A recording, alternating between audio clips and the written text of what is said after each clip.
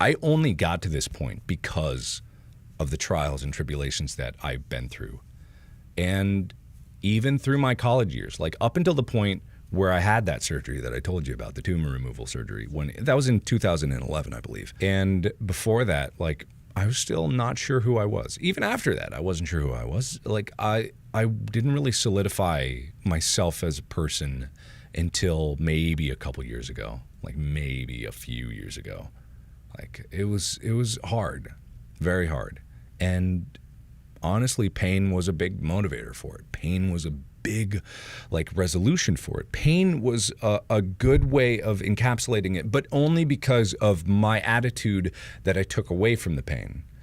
There's and this doesn't apply to everybody, of course. There's certain pains that, you know, you can't just like, I'm gonna have a positive attitude about it. But it's not even like having a positive attitude about it. Like, when it comes to pain, I wasn't happy that I had pain. Like, when I burnt my hands, this was another point when I had a lot of pain. I was cooking chicken wings and I was heating up the pot with the oil in it, and I had my thermometer in there, and the thermometer broke, which was stupid because the thermometer was supposed to go up to like 800 degrees, so mercury got in the pot. So I'm like, fuck, I can't cook in this. Like, mercury's in there, that'll kill me.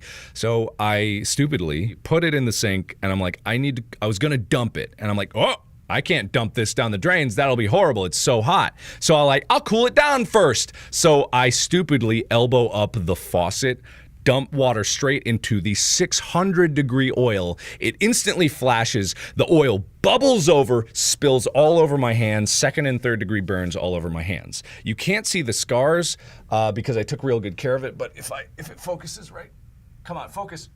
Right there, you'll see just a little scarring there and stuff like that. But I had 2nd and 3rd degree burns on my hands. So yeah, lesson to the wise, don't put water on grease, don't put water in hot oil. But I was stupid, wasn't thinking, just doing. And so I remember I ran, I must have dropped it, fell, and screamed because my brother was coming up running the stairs, and he's like, what happened? And I remember, like, I was sprinting to the bathroom with my hands like in front of my face, and I was just like, ah! And then he was up the stairs like, what happened? And I remember running past him, like Doppler effect and everything, just like, I burned my hands! And then just like, I was in the bathroom and I dunked my hands underwater. And it was so funny at first because I was just like, the adrenaline was like, ah! And I was like, oh, I'm fine. Like, and then like I had my hands under the water and I was just like, oh man, Thomas, I'm so stupid. Like, I put water in oil, and then the pain started coming, and it was like, ooh.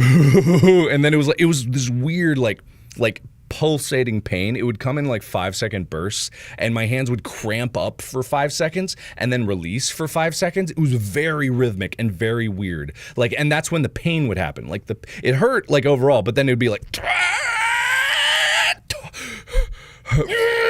and it would be like that cycle. And so my brother drove me to the hospital, and I was up at the emergency room waiting counter. I'm like, I'm in pain. I burnt my hands. And then they're like, please fill out this form. And I'm like, I can't write.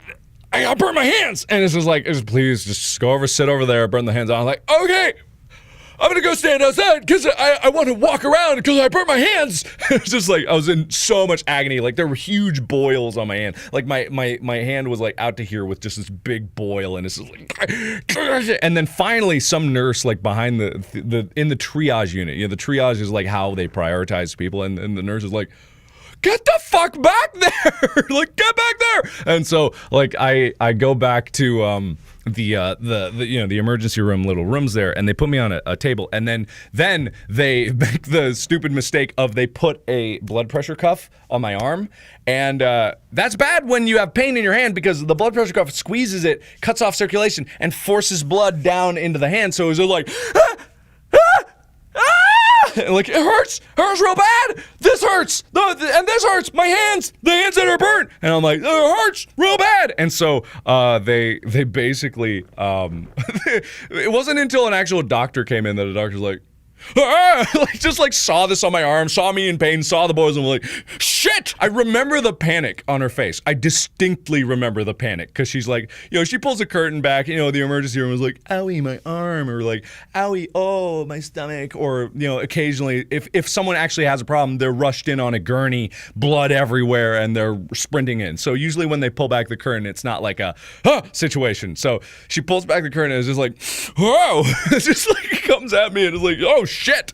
Because I had to be ambulanced over to another hospital because the emergency room I went to didn't have a burn ward. So I went to the Cincinnati Children's Hospital for that burn, and it was just this fascinating experience where I'd never been in an ambulance before. I now had morphine, so I was fine, and so I was like, it's all good. Like I distinctly remember like even that pain was pretty up there. Like if anyone asked me on a 1 to 10 scale, that was a 10 pain. Like that was, if anyone asked me at the time, that was a 10 pain. I didn't know that I was gonna have more pain down my life, but I was like, that was a 10 pain, but.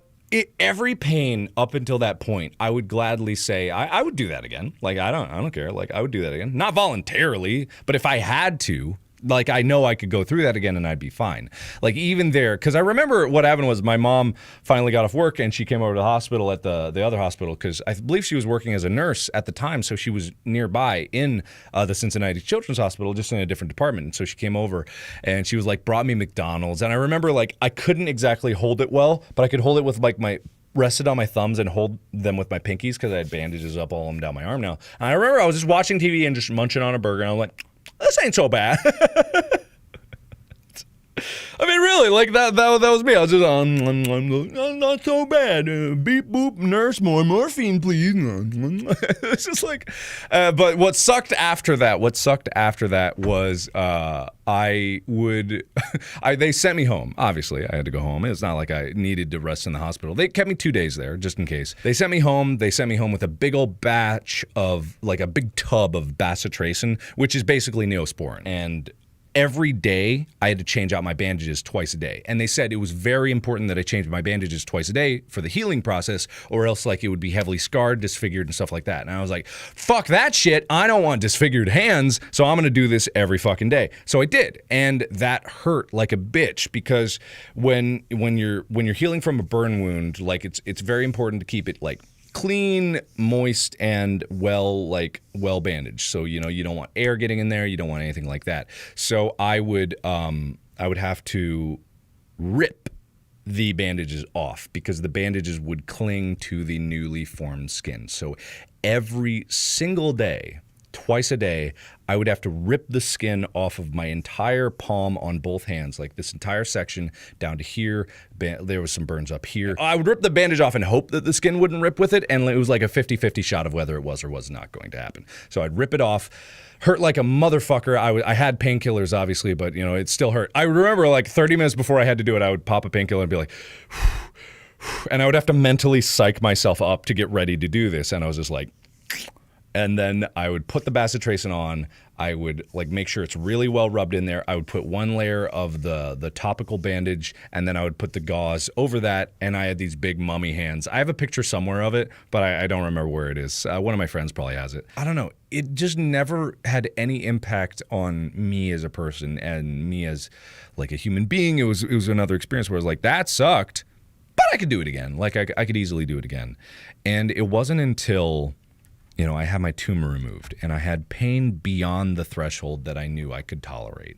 It was pain that forced me into a mindset of desperation, of just sheer panic, of not knowing if I was going to even survive it, like pain beyond pain for longer than I ever could have imagined myself tolerating, that I had this like realization that, I am very temporary. I am unbelievably temporary. All of us are exceptionally temporary. We have very little control of the forces around us. We have less control than we think we do. And I could have used that mindset to like go into a pit of despair and realize futility, and I could easily see myself taking away futility from that and going through this experience and being like, what's the point? Like, life is pain and stuff like that. But I didn't, like, because it completely disagreed with like what I wanted out of life. Like the temporary nature of life really was kind of freeing. It wasn't a bad thought. It wasn't negative at all. It was a good thought. I think it was a good thought, because if everything was temporary, then I only have a limited amount of time to make a difference in the world. I only have a limited amount of time to make a difference in myself. I only have so much time to be the person that I want to be. I only have so much time to do the things that I want to do. I only have so much time to exist.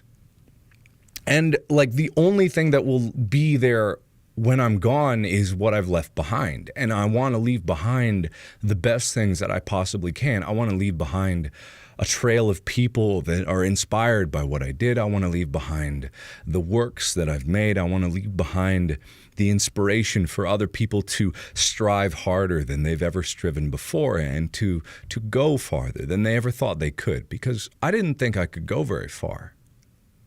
I thought I'd do well. I thought I'd be like okay, but it wasn't until that moment. The moment that I saw that things were in my control. Not everything. Not everything. Not everything can be in your control. Very little things can, but there were some things that I could control. There were things that I could learn. There were things that I could practice. There were things that I could do. Things that were within my realm of possibility, my potential, the potential that, others saw in me, I never recognized. And it was in that moment that I saw the potential that I had in myself. I recognized that, people had said that I had a good voice for a while, and I was like, maybe I can do something with that, My brother was an artist, and I was like, maybe there's some art potential in me. My inspirations I draw from YouTube, I see that, and I'm like, maybe I can do that. Maybe I can do that. And it's just like those simple ideas, that simple change of mindset. Even then, I didn't realize what it was, and I didn't realize where it was going to lead me. All I realized was that, like, maybe I can do something. Maybe I can, I don't know.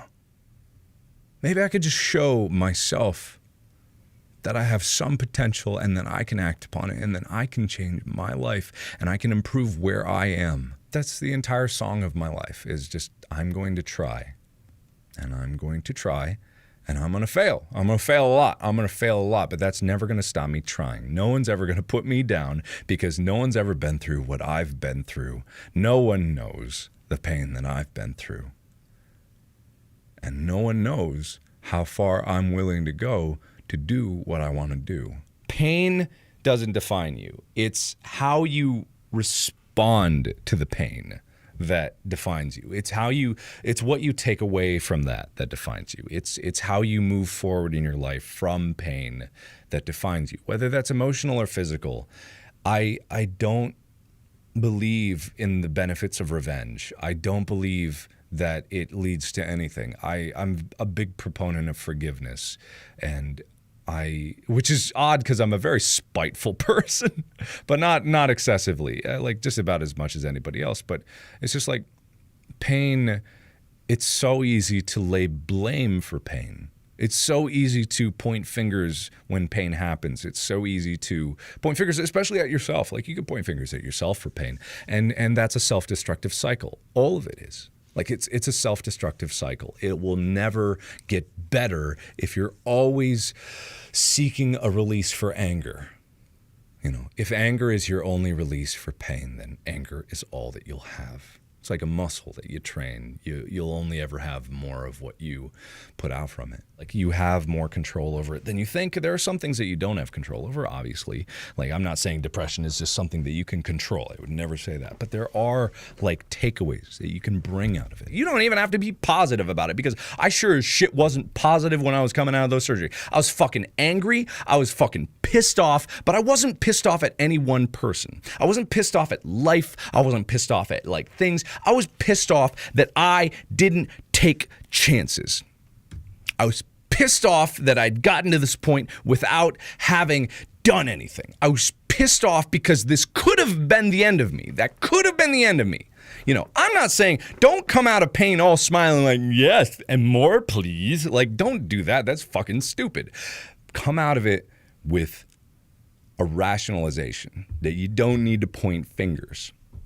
All you need to do is take the steps forward that push you to what you want. Never let anything be taken for granted. Don't let any moment get away from you. Don't let a single second get away from you. Because I was nothing.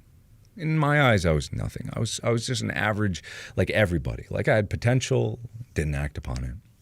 I was the sob story of wasted potential, you know. And a lot of people, you know, can relate to that in some way, but I was okay with that. And a lot of people can be okay with that, and that's fine. But if you just take a moment to try, and you take a moment to go just a little bit farther, like absolutely anything's possible. Yeah, no one is ever nothing. I thought I was nothing. I don't know nothing.